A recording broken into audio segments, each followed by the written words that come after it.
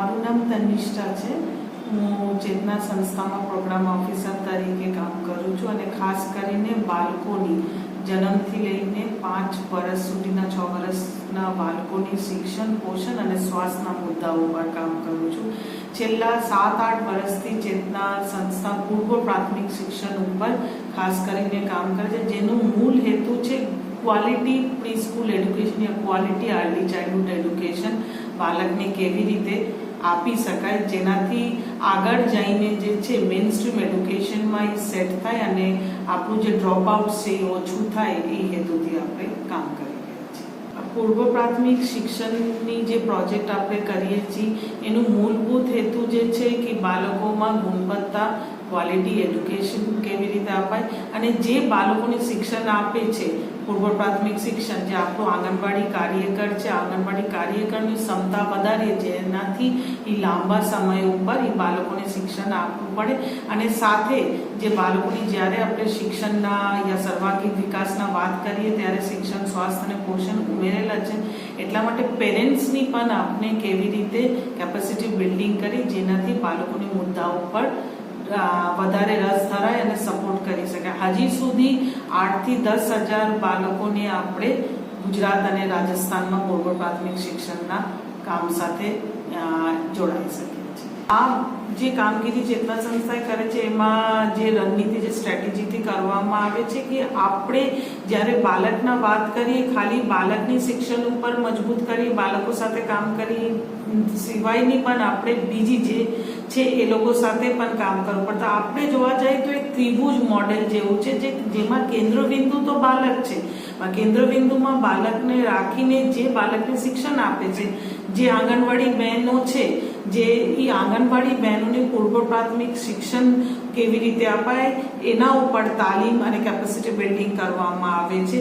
સાથે સાથે જે વાલીઓ છે, જે બાળકની વાલીઓ છે, એના માતા અને પિતાની પણ કે એટલું એને જાગૃત કરીએ કે એના બાળકની ઉંમર પ્રમાણે કેટલી આવવું જોઈએ, કેટલું છે, જેનાથી બાળક જ્યારે ઘરે જાય તો એનું અભ્યાસ પણ એક પેરેન્ટ્સ તરીકે એ કરી શકે છે.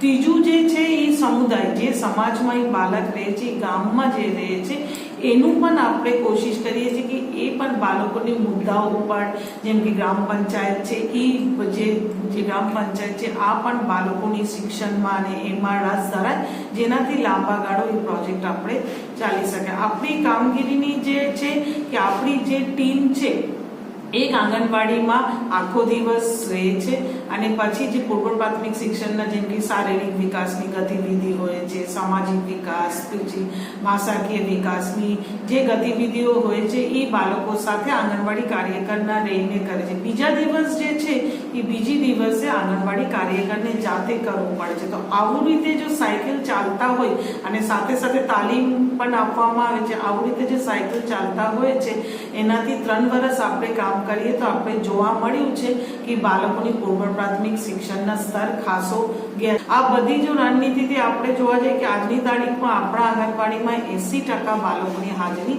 જોવા મળે છે.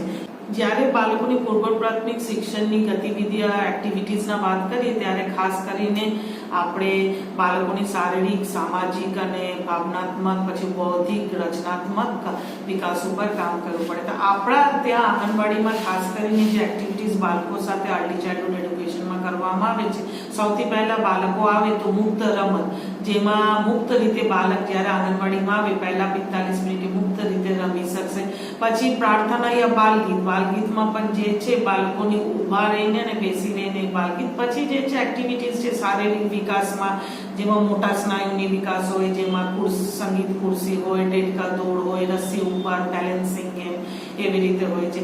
ભાષાકીય વિકાસમાં હોય તો બાળકને બોલવાની તક મળે એના માટે આપણે બાળકો સાથે વધારે વાર્તા કરવાનું, પછી ચિત્ર વાર્તા ઉપર વધારે ફોકસ આપીએ છીએ. બૌદ્ધિક વિકાસ ઉપર હોય કે બાળકોની ઇન્દ્રિયોને તે કરવા માટેના સૂંઘવાનું, સ્વાદનું એનું ગતિવિધિ હોય છે. અને બાળકની જે રચનાત્મક જે વિકાસ છે એને વધારવા માટે બાળકોને મુક્ત રીતે આપણે એના ડ્રોઈંગ્સ હોય છે, પેઇન્ટિંગ્સ હોય છે, પછી કોલાજ મેકિંગ હોય છે, આ બધું કરીએ છીએ અને મહિનામાં 2 મહિનામાં બાળકને એકવાર બહાર પ્રવાસમાં પણ લઈ જઈએ છીએ, જે ખાસ કરીને બગીચો હોય, ખેત હોય, જેનાથી એને ઈ જ્ઞાન પણ એને મળે.